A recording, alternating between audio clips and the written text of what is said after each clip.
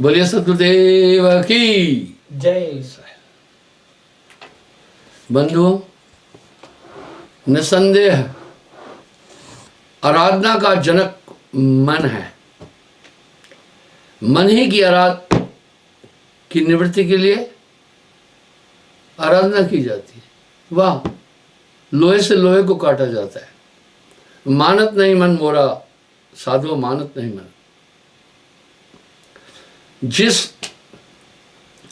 परमात्मा को जानने के बाद मनुष्य संसार सागर से दूर हो जाता है,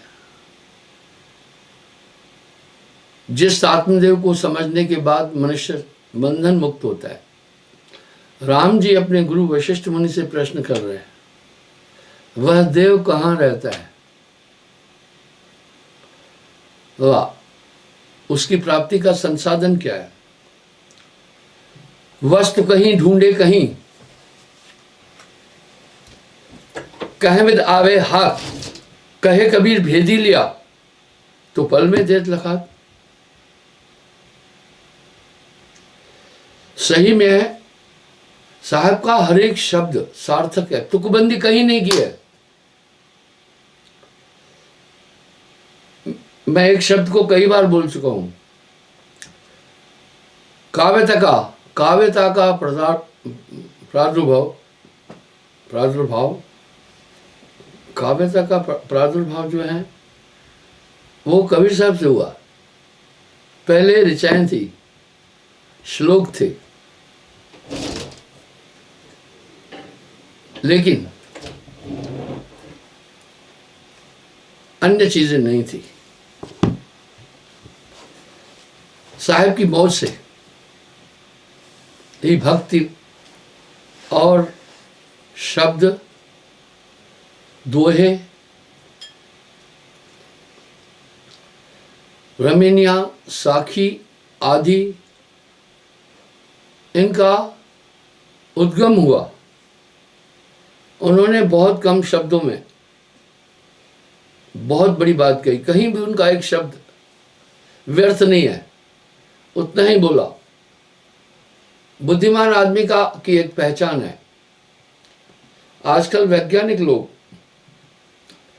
आदमी की अकल का अंदाजा उसकी हैंडराइटिंग और टॉक से लेते हैं। कम शब्दों में अधिक भाव रखना ही सबसे बड़ी शिक्षा है, और ये सब चीज साहब से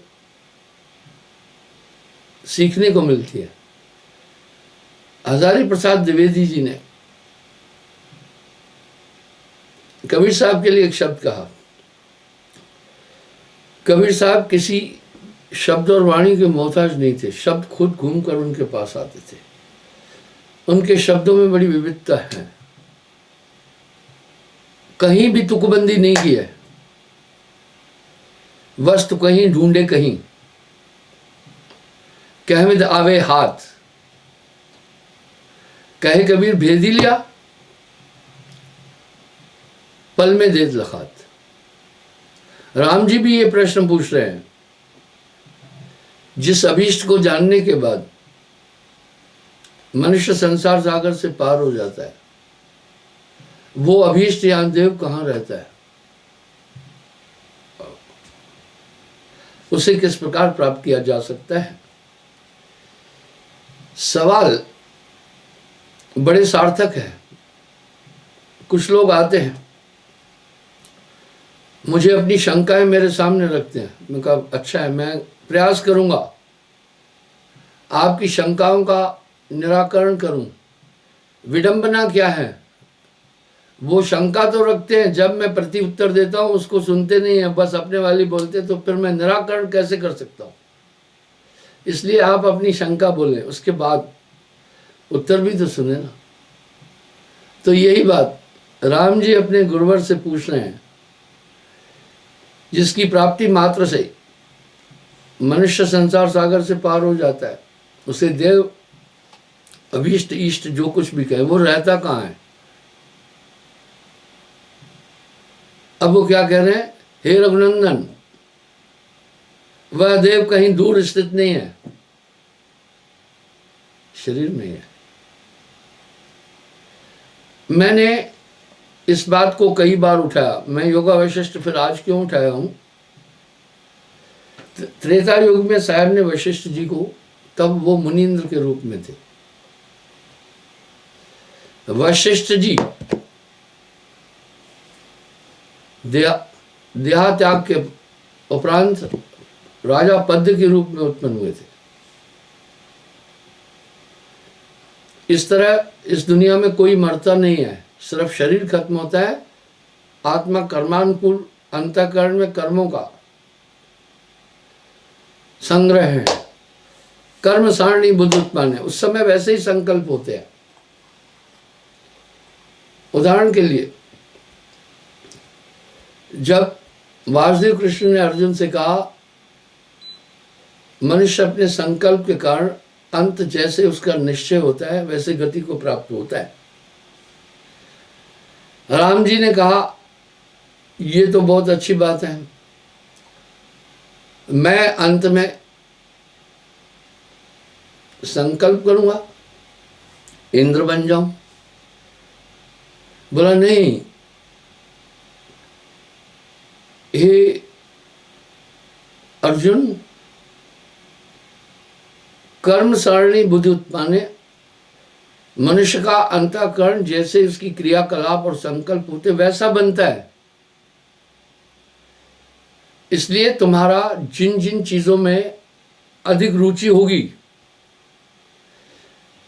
जिनको तुमने अपने हृदय में स्थान दिया होगा, जहां तुम्हारी आसक्ति है, उस अनुसार तुम्हारी बुद्धि बनेगी। उस समय कर्म सारणी बुद्धि उत्पन्न। अगर तुम्हें इंद्र बनना है तो नित्य इंद्र बनने की प्रक्रिया भी प्रारंभ करो और इस संकल्प को दृढ़ कर दो। अब यहां साहब कह रहे स्वेच्छा निर्मित तन। अब अपनी इच्छा के अनुसार शरीर मिलता है। ये नहीं है कि आखिर में आप कहो इच्छा करूं कि मैं स्वर्ग का राजा बन जाऊं, नहीं। उसके लिए कर्म सारणी बुद्धि उत्पन्न, पहले आपको वो प्रयास करने पड़ते हैं, तब वैसा ही संकल्प होगा, वैसे ही गति को प्राप्त होंगे। इसलिए तो सन्यासी लोग एक दृढ़ इच्छा अपने अंदर स्थापित करते हैं, संसार नाशवान है, इंद्रियों के आनंद का त्याग करते हैं, जगत को नाशवान समझते हैं और पूरा ध्यान ब्रह्म चिंतन में लगाते हैं, ताकि मैं अंत में मेरा अंतःकरण ऐसा बने और मैं उस तत्व को प्राप्त करूं। इसलिए आपको हमने एक बात बोली कि आप एक तो अपने अंदर दृढ़ विश्वास रखें, आस्था रखें और निरंतर सुमरन करना, ताकि आपका अंतःकरण वैसा बने।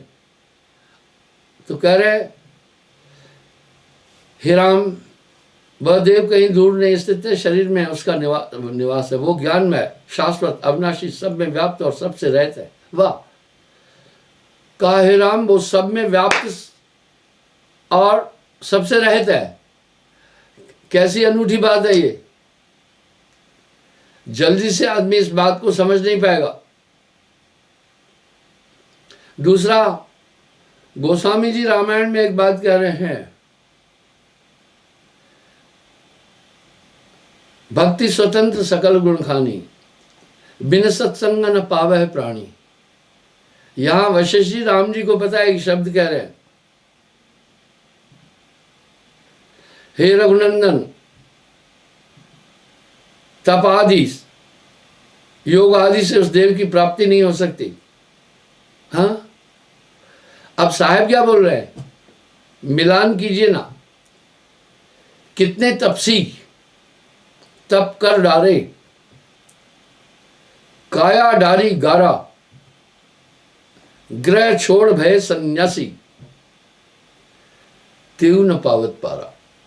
इसका मतलब है सत्संग का एक महत्वपूर्ण स्थान है। पहली बात, जो वक्ता महापुरुष लोग हैं वो काफी कंसंट्रेट होते हैं, इसलिए वो टू द पॉइंट बातचीत करते हैं। सत्संग में आदमी की शंकाओं का निराकरण होता जाता है। मेरे पास एक आदमी आया, मेरा एक सत्संगी, किसी अपने नजदीकी को लाया, परमार्थी था वो, बोला मैंने गुरुदेव इसको काफी समझाया है, लेकिन इसके दिल में कुछ शंकाएं हैं। वो कह रहा है शंकाओं का निराकरण हो जाएगा तब मैं दीक्षा लूंगा। मैंने उसे कहा अभी सुनिए, समय हो रहा है सत्संग में जाने का, सत्संग के बाद इनको मेरे पास लाना, मैं इनकी शंकाओं का निराकरण करने का प्रयास करूंगा। उदाहरण के लिए मैं 10 बजे से 10:30 बजे लोगों से बात करता हूँ, बंदगी भी होती है, लेकिन कुछ लोगों की लंबी श्रृंखला आती है बात और समस्याओं की। मैं फिर उनको कहता हूँ, वो दरवाजे तक मेरे पीछे आए अभी भी, मैं कहता हूँ अभी मेरा लाइव सत्संग है, उसके बाद आप मुझे मिलना, मैं हमेशा उपलब्ध हूं। तो उसने मुझे कहा गुरुजी, और कुछ लोग ऐसे भी आते हैं, वो जो कहते हैं अपने समय को देखते हैं, कहते हैं हमें कहीं काम से जाना है। मैं बोला पहले काम निपटा कर तब आ जाना। मैं हर एक आदमी के समय के अनुसार कैसे चल पाऊंगा? मुझे अपनी दिनचर्या करनी है, बाकी कार्य करना है, प्रवचन करना है, लाइव प्रोग्राम देना है, सभी चीज़ें करना है, तो मैं दूसरे के टाइम को कैसे मेंटेनेंस कर पाऊंगा? ऑलरेडी मैं बोलता हूँ भाई, सुबह 6:30 बजे से 7 बजे तक सत्संग होता है, अपना बंदगी होती है, फिर मैं चला जाता हूँ थोड़ा मॉर्निंग वॉक के लिए। उसके बाद फिर 7:30 से यानी करीब 7:15 से 7:45 बजे तक फिर बंदगी होती है, लोगों से बात करता हूँ, फिर अपनी दिनचर्या निवृत्त करके पूरी। उसके बाद 10 बजे फिर मैं पब्लिक में हाजिर हो जाता हूँ नाश्ता वगैरह करके, और लोगों से बातचीत भी होती है। फिर मैं लाइव प्रोग्राम देता हूँ, लाइव प्रोग्राम के बाद फिर लोगों से बातचीत करता हूँ 12 बजे तक। फिर मैं साइट पर चला जाता हूँ जहाँ काम हो रहा है, 1:30 बजे वापस आता हूँ। इस तरह मैं काफ़ी लोगों को समय देता हूँ। अच्छा जी, उन्होंने कहा ठीक है, सत्संग के बाद आप मुझे समय देना। मैंने कहा बिल्कुल। सत्संग करीब मेरा लंबा चलता है, 2-2.5 घंटे का चलता है। बीच बीच में लोगों से प्रश्न भी करता हूँ। तो मैंने उससे फिर सत्संग के पर्यंत पूछा, भाई आपकी शंकाएं क्या है, बोलिए। मैं संक्षेप में बोला, मेरा प्रयास रहेगा आपकी शंकाओं का निराकरण करूं। उसने कहा मेरी कोई शंका नहीं है। जो व्यक्ति उसे मेरे पास लाया था, मैंने कहा आपने तो कहा था कि इसकी कुछ शंकाएं हैं, अभी कह रहे हैं मेरी शंका नहीं है। मैंने कहा सुनो, उसने कहा गुरुजी सत्संग में मेरी सभी शंकाओं का उत्तर मिल चुका है, मैं कुछ चीज प्रमाणित करके बोलना चाहता हूं, अप्रमाणित बात नहीं बोलना चाहिए। तो गोस्वामी जी भी कह रहे हैं, भक्ति स्वतंत्र सकल गुण खानी, बिन सत्संग न पावे प्राणी। क्योंकि महापुरुषों की वाणी में सत्संग से 3 लाभ मिलते हैं। सबसे पहला लाभ ये मिलता है कि हम उन महापुरुषों का साक्षात दर्शन कर लेते हैं। दूसरी बात, उनकी वाणी परिशोधित है, बड़ी स्पष्ट है, वो हमारे अंतःकरण में स्वयं ही उतर जाती है, यानी हमारी शंकाओं का निराकरण होता है। तीसरा, उस समय हम कंसंट्रेट हो जाते हैं, उनकी वाणी में इतनी ताकत होती है कि वो हमें कंसंट्रेट अपनी और वाणी से खींच के रखते हैं। इस समय मैं थोड़ा और व्यस्त हूं, और काफी व्यस्त हूं, थोड़ी मेरी दिनचर्या बिगड़ गई है। कभी कोई बहुत बड़ा आदमी आता है, कभी कोई जनरल साहब आ जाता है, कभी कोई मिनिस्टर आ जाता है, कभी कोई मंत्री आ जाता है, कभी कोई वाइस चांसलर आ जाता है, कभी विशिष्ट लोग आ जाते हैं। क्यों आ जाते हैं? आप ये सेब देख रहे हैं, आप ये दूसरा सेब भी देख रहे हैं। मैंने अभी इनको तोला, 1 किलो में सिर्फ 3 सेब चढ़े। आप देख रहे हैं एक सेब का वजन 386 ग्राम है। मैं काफी घूमा भी, पर मैंने ऐसे सेब नहीं देखे। हम सेबों को पूरा टहनी पर पकने नहीं दे रहे हैं, जैसे थोड़ी इनमें लालिमा आती है उतार देते हैं। तो मेरे पास आकर मीडिया वाले और बड़े बड़े लोग आकर कहते हैं, महाराज ये 40 डिग्री सेल्सियस तापमान में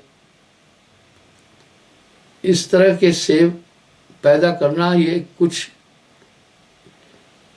ईश्वरीय करामात है या क्या है? निसंदेह ये कौतुक की बात है। मैं एक बात पुनः कहना चाहता हूं। तो वो कहते हैं ये ईश्वरीय करिश्मा है या क्या चीज है? मैं कह रहा हूं, मेरा उत्तर सुने। मेरे पास जो लोग आते हैं, आकर जो प्रश्न करते हैं, मेरे लिए कोई भी प्रश्न नया नहीं है। वजह इस तरह के प्रश्न इस 50 साल की आध्यात्मिक यात्रा में मुझसे कई लोग पूछ चुके हैं। सब मिलाकर के नया प्रश्न मेरे लिए कोई बचा ही नहीं है।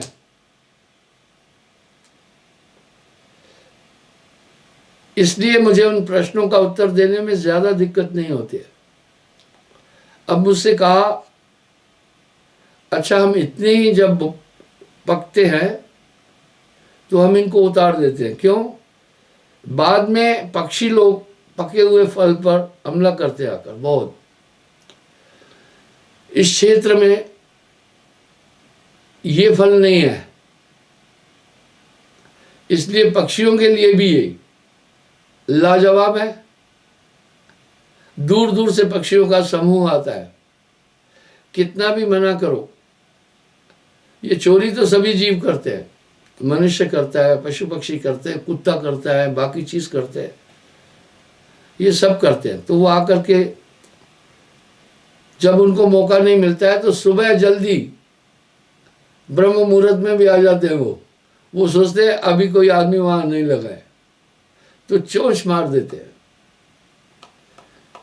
जब चोंच मार जाते हैं तो इस फल की सिक्योरिटी खत्म हो जाती है। आप मेरे हाथ में एक फल देख रहे हैं, इसका कुछ हिस्सा लाल है, बाकी हिस्सा इसका ग्रीन और थोड़ा येलो कलर में है। इसलिए मैंने इसको क्यों उतारा? इसको इसलिए उतारा, अभी भी इसका स्वाद टॉप है। आप एक स्पट देख सकते हैं, ये जो चिन्ह है इस फल पर आया है, ये ओले गिरे थे वो चिन्ह है। ओलों ने काफी ज्यादा नुकसान किया था। तो वो मुझसे पूछते एक सवाल, ये परमात्मा का करिश्मा है या इंसान की उपज? मैं कहा ये सब पूरा काम परमात्मा का करिश्मा है। अब आप कहेंगे इस आधुनिक युग में आप रूढ़िवादी बात कर रहे हैं। मैं कह रहा हूं परमात्मा की ताकत से नरदेही के अंदर इतने संसाधन छिपाए हैं, तो वो उसकी कृपा नहीं हुई। दूसरी बात, जब आदमी उस पर पूरा आश्रित हो जाता है तो उसका संचालन वो खुद करता है, उसके संकल्पों की पूर्ति कर देता है। नानक देव जी ने ऐसा ही नहीं बोला, जैसे आए खसम की वाणी तैसे बजाऊं सुनो लालो। अब अज्ञानी और शठ लोग कहेंगे कैसे उसकी वाणी आएगी? अरे भाई, जैसे मन की तरंगे इंसान के पास पहुंचती है, इस तरह वो इलिमाइटी वन की भी तरंगे आपके पास आती है। संत जन उसको डिकोड कर लेते हैं। ये आपको तरंगे आपको भी मिल रही है। सबघट व्यापक साइया,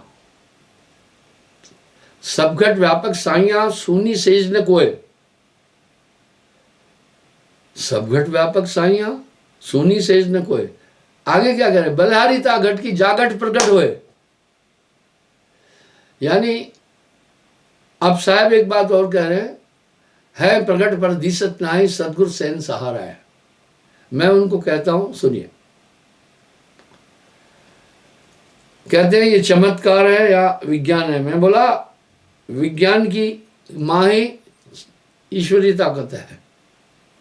इसलिए मैं आपको उदाहरण देता हूं। इस फल में तो मैं उनको बताता हूं, वैज्ञानिकों ने एक चीज की, उन्होंने, अब प्रेरणा उनको तो जो मिली अंदर की ताकत से ही मिली होगी ना। उन्होंने सोचा ये सेब ओनली विंटर में होते हैं, हालांकि फलों का राजा आम है। क्यों फलों का राजा है वो सुने। एक तो पौष्टिक भी है। आदमी आम को चूसता है, आम लाना जब चूसता है 10 बार मुंह के अंदर पूरा डालता है, फिर निकाल कर चूसता है। ऐसी और कोई चीज नहीं है जिसको आदमी 10 बार मुंह में डालकर फिर वापस डाले निकाल करके, नहीं कर सकता है। और ये इसमें सभी धातु पौष्टिक तत्व मौजूद है और सुलभ है। इसकी उपज काफी ज्यादा है, इसलिए सस्ता भी है। इसलिए आम को फलों का राजा बोला। ठीक है, हम आम की महिमा को कम नहीं कह रहे, लेकिन जो ये फल है ना, इसका मुकाबला किसी चीज से भी नहीं है, न आम से है न अमरूद से। इसकी अपनी एक शान है, अपनी एक स्ट्रेंथ है, अपनी एक एनर्जी है। तो डॉक्टर क्यों कह रहे हैं? अच्छा, पहले मैं आपसे प्रार्थना करूंगा, जब भी आम का प्रयोग आप करें, इसकी टुंडी जरूर निकाल दें। उसकी ये जो टुंडी है, ये टुंडी इसको पूरी डाइट पहुंचाई है, तभी इसके अंदर एनर्जी आई है। ये इसमें थोड़े कड़वे पदार्थ भी होते हैं, ये जरूर निकालें। और टुंडी के साथ थोड़ा सा इसमें से पानी भी निकाल दें इसे।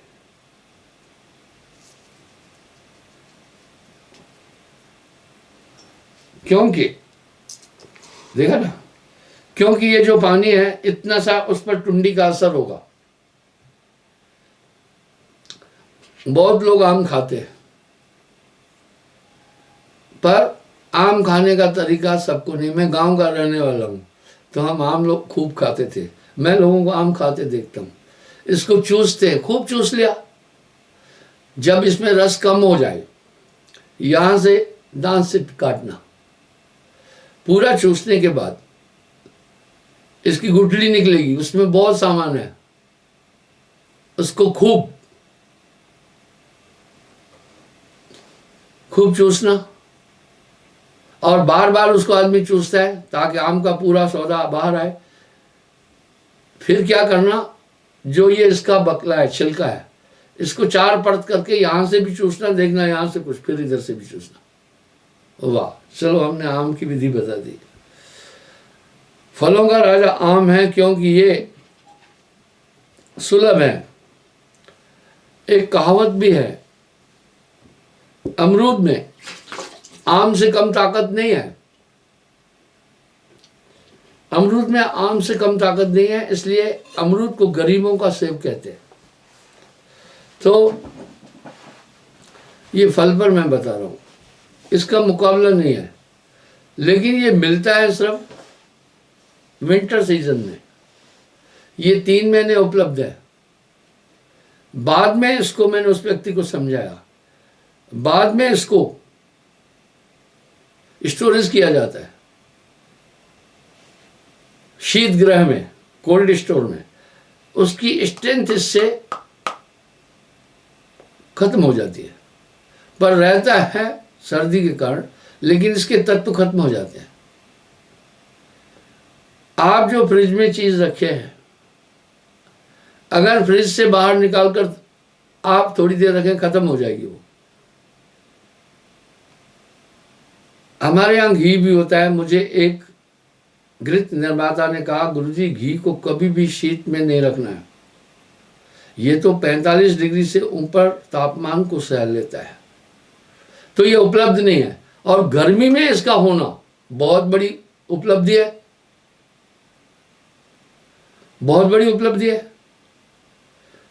इसलिए मेरे पास वैज्ञानिक आए, उन्होंने मुझे कहा, मैंने उनको समझाया, उत्तर दिया।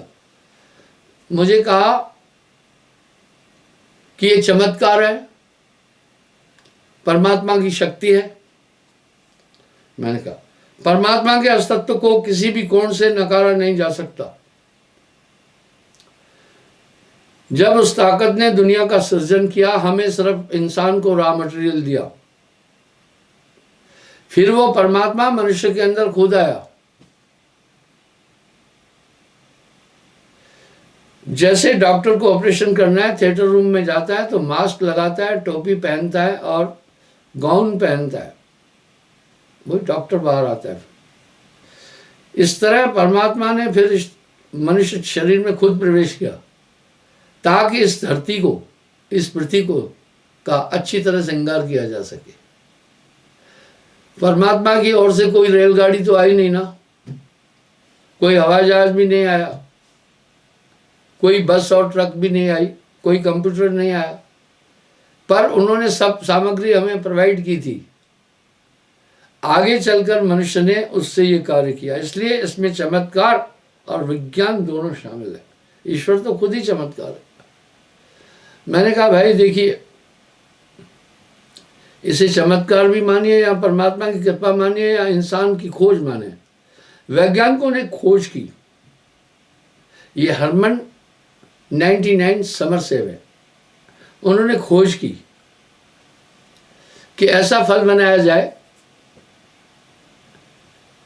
जो सेब को ऐसी आकृति और ताकत दी जाए कि ये गर्मी में भी पैदा हो सके।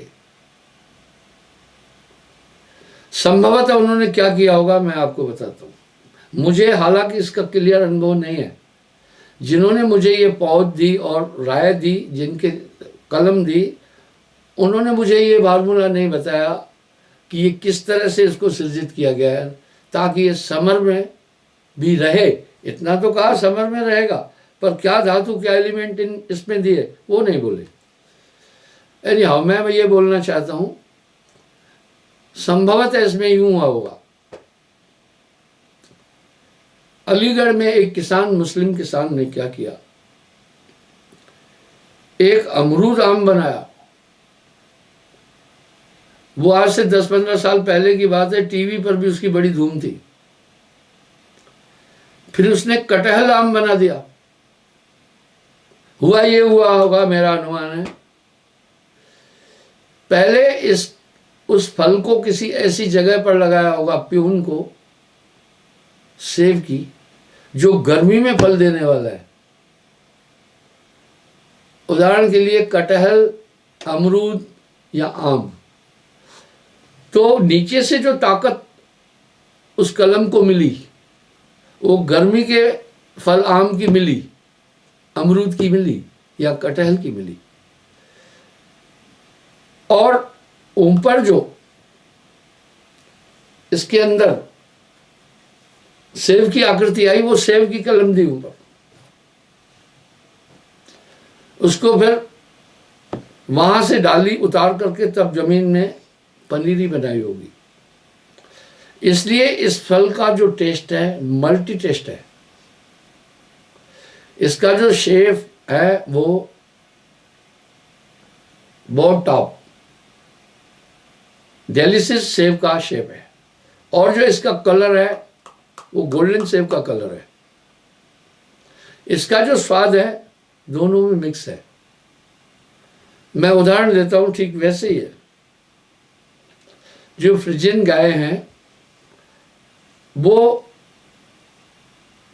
सुअर से क्रॉस की गई है, इसलिए आप देखना उनको इंजेक्शन ही लगती है अधिकतर। अंग्रेजों ने देखा कि सुअर ही 10-10, 12-12 बच्चे देती है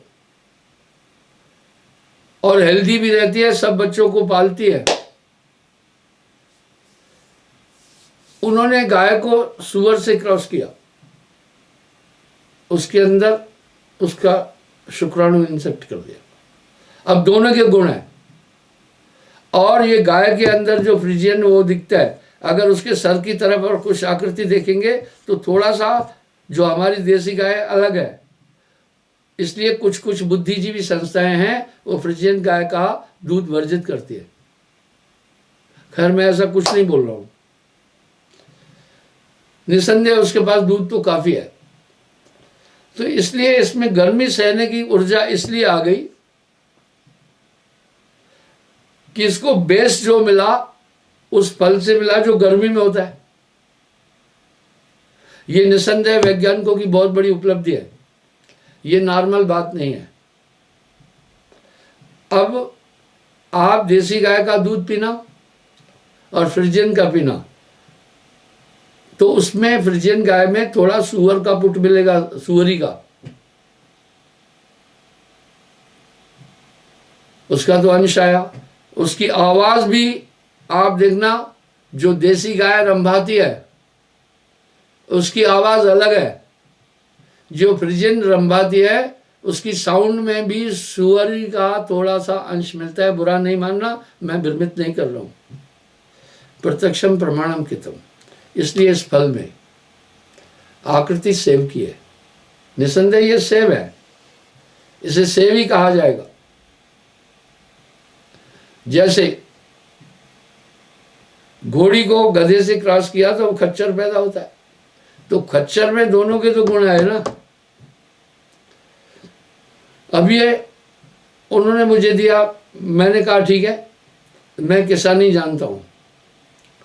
जैसे ईश्वरीय तत्व को प्राप्त करने के लिए गुरु, शिष्य और ईश्वर, मिल्कीना, भक्ति, विवेक, तीनों तीर्थधारा बनी आगे गंगा एक। इसी प्रकार पाठ्यक्रम के लिए भी शिक्षक, शिक्षार्थी और पाठ्यक्रम पुस्तकों का समावेशन ही शिक्षण कहलाता है। इस तरह कृषि क्या है? भूमि, बीज और कृषक का समावेशन ही कृषि विज्ञान है। इसी प्रकार भाई खेती बाड़ी करने के लिए एक चीज की जरूरत है, वो जरूरत है उर्वरक जमीन हो, बीज भी हाइब्रिड या अच्छा हो और किसान जानकार हो। बस इसमें भी, इस सृजन में ये गुण है। तो मैंने उनकी इंस्ट्रक्शन पढ़ी, समझी, उनके बुक को देखा। आइए, उन्होंने मुझे कहा 3 साल में ये फल देगा, कोई बात नहीं, लेकिन ये 2.25 साल में फल दिया। आप मानेंगे, उन बगीचों में मैंने 1 एकड़ में 15 लाख रुपए का खर्चा किया, दूसरी उपजाऊ मिट्टी लाकर अपनी जमीन में डाली, ऑर्गेनिक खाद दी, और इस भयंकर गर्मी में जहां पानी लोग दूर से लाते हैं, एक विशाल टंकी बनाई जिसमें 5 लाख लीटर पानी की कैपेसिटी है। उन 3-4 बगीचों को उससे सिंचित किया और ये फल जल्दी से हुआ। उन्होंने 3 साल बोले थे और ये 2.25 साल के अंदर उस पेड़ ने फल देना शुरू कर दिया। अभी काफ़ी भीड़ आ रही है उसको देखने, दूर दूर से लोग आ रहे हैं, स्वाभाविक है, मैं उनको गाइड भी करता हूँ। तो इसमें छिड़काव भी करना पड़ता है। मैं आपको एक उदाहरण देता हूँ, कलम भी, इसमें कीड़ा कैसे लगता है वो आप सुनिए। जैसे ब्लैक फंगस के लिए डॉक्टर बोल रहे हैं आँख, मुंह, नाक, कान इसको बचाएं। इसकी जो ये पॉइंट है,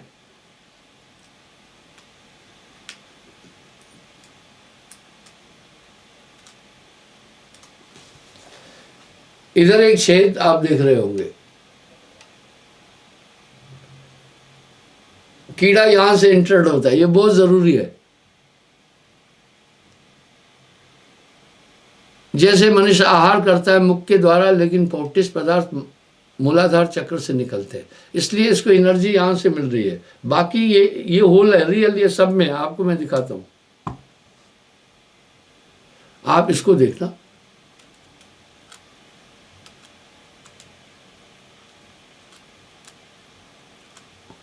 देखिए इसमें भी छेद हो गया, यहीं से कीड़ा एंटर करता है। काफी अनुभव मिले हमें इस फसल से, और कीड़ा अंदर जाकर इस फल को दूषित करता है, तब बाहर से आपको नहीं दिखेगा, और वही वो फिर और बच्चों को जन्म देता है। उसको एक सुरक्षित जगह भी मिल गई, डिस्टर्ब होता है, इसलिए इसका बहुत ध्यान रखना पड़ता है। और कुछ पक्षी आकर चोंच मार देते, देखो ये चोंच मारी, हमने यहाँ टनों में से उत्पन्न की। तो मैं उनको फिर समझाता हूँ, एक बुक भी हमने साइट में डाली है, उसमें पूरी विधि है।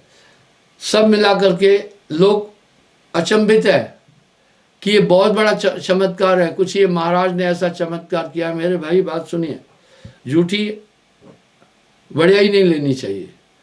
दरअसल ये तो वैज्ञानिकों की प्रक्रिया है। अब बाकी लोगों ने लगाए, नहीं हुए, अगर कहीं हुए तो बस अखरोट जितने हुए, वो उतना अच्छा लुक आफ्टर नहीं कर पाए। आप देखते हैं कुछ बच्चे तंदुरुस्त हैं, कुछ कमजोर है। इसके दो कारण हैं। बालक जब माता के गर्भ में स्थापित होता है, उसी समय माँ को वेल डाइट लेनी है। बच्चे का शरीर तो माँ के ब्लड से ही बन रहा है ना, ब्लड में क्या क्या पदार्थ है, कैल्शियम है, आयरन है, प्रोटीन है, विटामिन है, सब चीज़ें हैं। अगर उस समय माँ टेंशन ले रही है तो हमारे ब्लड पर असर पड़ता है, बच्चे को भी उस समय तो ये असर पड़ जाएगा। यहाँ तक कि माँ क्या सुन रही है, क्या कर रही है, इस क्रिया का भी असर बच्चे पर पड़ता है, थ्रू ब्लड पड़ता है। तो कहते हैं वीरांगनाएं क्या करती थी बचपन में, अपने बच्चों को जब गर्भिणी होती थी तो उनको कथाएं सुनाई जाती थी भक्तों की, वीरों की, ताकि गर्भ स्थित बच्चे पर असर पड़े। कैसे पड़ेगा?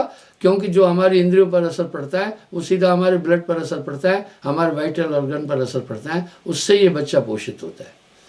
सब मिलाकर मैं उनको अच्छी तरह से एक्सप्लेन करता हूँ कि भाई अब उन लोगों ने इसको लुक आफ्टर अच्छा नहीं किया। अब बच्चा जन्म ले तब माँ को बहुत अच्छी डाइट देनी है, क्योंकि उसके आहार का साधन ही माँ का दूध है। और माँ को कोई टेंशन नहीं देना है, परेशानी नहीं करना है, नहीं तो बच्चा बूंदू पैदा हो जाएगा। उसके बाद खूब जब वो माँ स्तनपान छोड़ देता है बच्चा, उसको फिर डाइट अच्छी देना है। मैं आपको उदाहरण देता हूं, मेरे छोटे भाई का भतीजा मर्दुल, अभी उसकी उम्र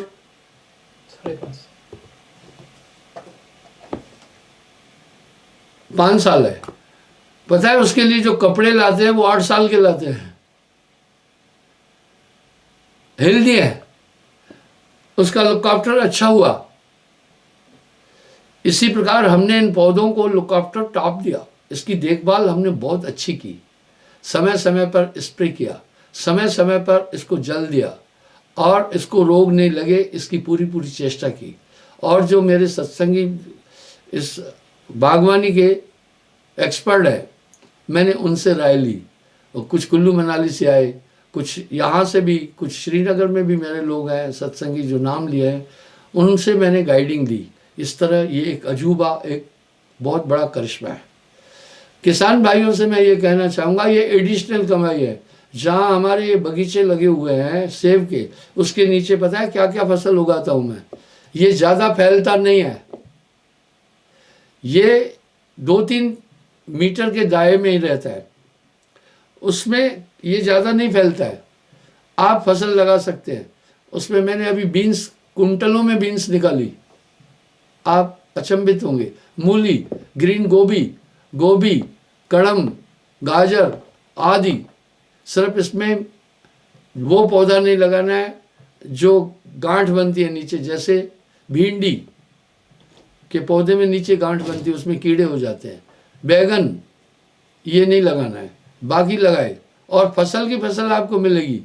और इस समय बाजार में सेब 350 रुपये किलो है, लेकिन जो सेब 350 रुपये किलो है वो रसिक भी नहीं है, आप देखते हैं ये दो बालक हैं, ये मेरे छोटे भाई के पोतरू है, ये हेल्दी है। इनके माँ बाप को मैंने कहा इनको वेल डाइट दो, बहुत तंदुरुस्त हैं दोनों। अगर बच्चे को आप अच्छी तरह से देखभाल नहीं करेंगे, वेल डाइट नहीं देंगे, तो वो क्या हो जाएंगे, वो बच्चे डरपोक टाइप हो जाएंगे। आप देखो ये पहलवान की तरह लग रहा है, वो 2 साल का है जो छोटे वाला है, आप उसकी मसल्स देखिए, उसके चेहरे की ग्लो देखिए, और इतना तेज दौड़ता है। मैं कहता बोल्ट की तरह इसको तो दौड़ाना सिखाना है। इस तरह से पौधों को हमने बच्चों की तरह पाला, हर चीज से इनको हमने सेफ किया। तो मैं ये कहना चाहूंगा आप इसको घर में भी लगा सकते हैं। तो आइए मैं वापस आता हूं इसी पॉइंट पर। गुरु शिष्य और ईश्वर मिलकीना भक्ति विवेक तीनों तरधारा बनी आगे गंगाए। गुरु भी ठीक हो, नाम सत्य गुरु सत्य हो, आप सत्य जो होए, 3 सत्य जब एक हो तो विश्व से अमृत होए। वो परम सत्ता राम जी को उनके गुरु कह रहे हैं तुम्हारे अंदर है। मैं आपको बताता हूं कहाँ है, अंदर सुरति में है, वो चेतन रूप में है। जो आपकी चेतना है ये उसकी देन है, इसलिए जीव चेतन है और ये चेतना ही परमात्मा का अंश है। बस ये एकाग्र हो जाए, ये दुनिया में फैली हुई है। सूरत फंसी संसार में, ताते पड़ गए दूर, सूरत मान स्थिर करो आठों पैर हो। कल मैं पुनः हाजिर हो जाऊंगा साहेब बंदी।